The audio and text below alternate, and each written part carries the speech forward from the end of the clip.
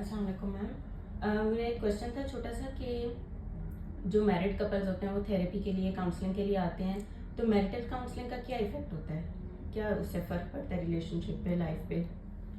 ठीक है। अच्छा, अस्सलाम वालेकुम। I am Uzma Masroor and I am going to give answer of this question.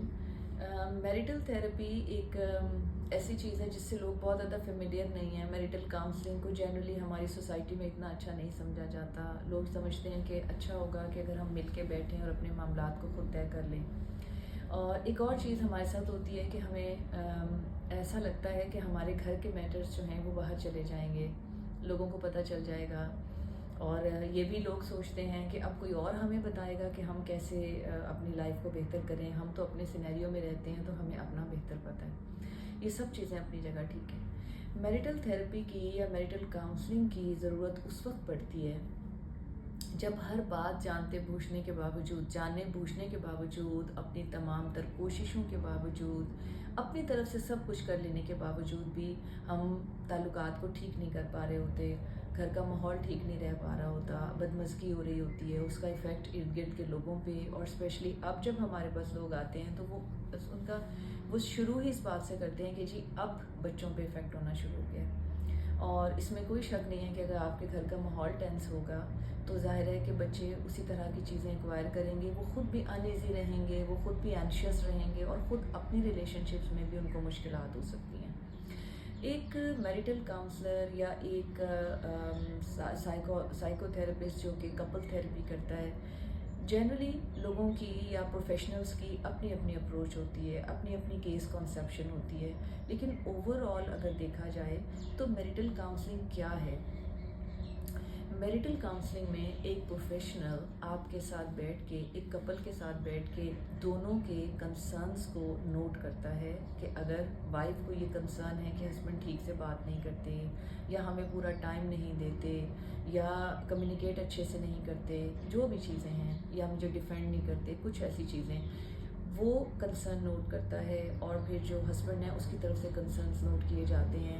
For example, अगर वो कहता है कि मेरी वाइफ का कभी भी मूड अच्छा नहीं होता, या मेरा ख्याल नहीं रखती, या बच्चों को डांटती है, या मेरी बात नहीं सुनती, और जनरली ये छोटे छोटे कॉन्सेप्ट होते हैं और चूँकि ये बहुत ज़्यादा एक्यूमुलेट हुए हुए होते हैं, एक ऐसी रिफ्ट आ गई होती है, एक आइस बन गई होती है कि ये सिंपल चीज़ें भी हम एक दूसरे को कम्युनिकेट नहीं कर पा रहे होते हैं।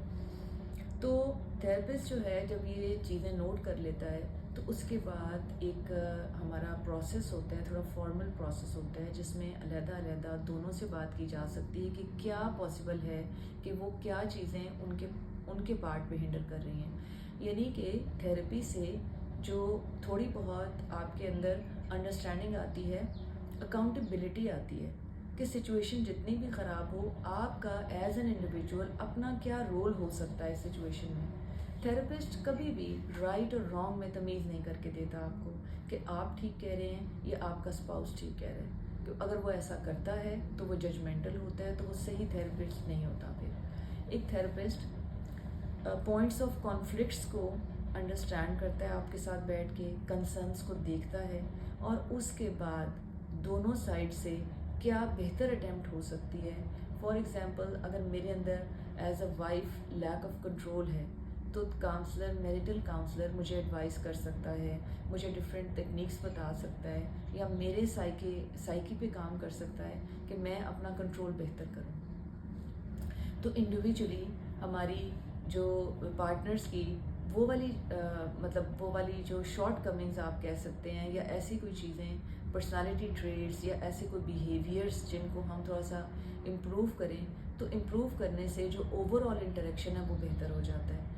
अगर हम इसको समराइज़ करें कि मैरिटल काउंसलिंग में प्रॉब्लम कहाँ पे आता है, प्रॉब्लम सिर्फ कम्युनिकेशन में आता है, क्योंकि हम दो इंडिविजुअल्स, दो डिफरेंट पर्सनालिटीज़ एक जगह पे रहने की वजह से it is very normal, it is very likely कि पॉइंट्स ऑफ डिफरेंसेस आ जाएं, कॉन्फ्लिक्ट्स आ जाएं।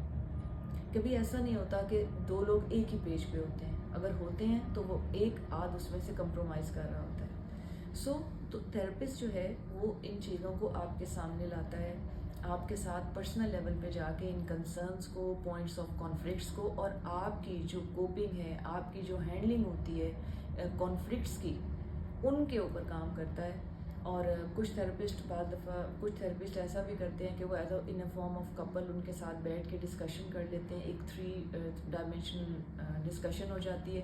لیکن کچھ تھراپسٹ پریفر کرتے ہیں کہ اگر علیحدہ علیحدہ دونوں پارٹنرز کو گائیڈ کیا جائے یا سائیکو تھراپیوٹیکلی ان کو امپاور کیا جائے کہ وہ اپنی ان شارٹ کمنگس کو جو کانفلکٹس کے پوائنٹ پہ آپ کی کمیونیکیشن کو خراب کرتی ہیں ان کو ٹھیک کیا جائے.